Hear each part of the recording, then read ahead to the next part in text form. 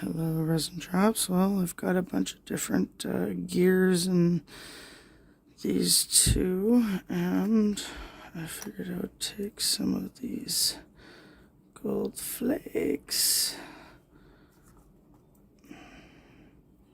One more of that, and then seal that up.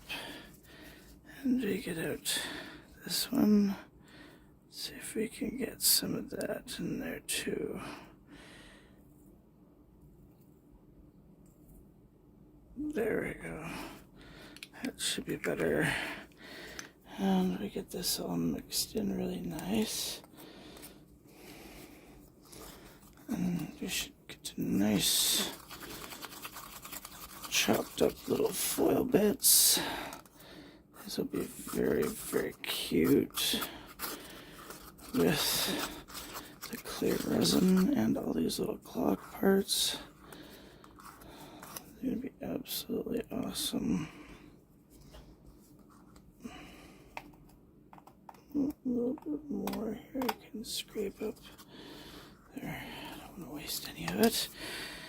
And we can just pour in here and some in there. And then we pour the rest into this one. We can try to get every last drop.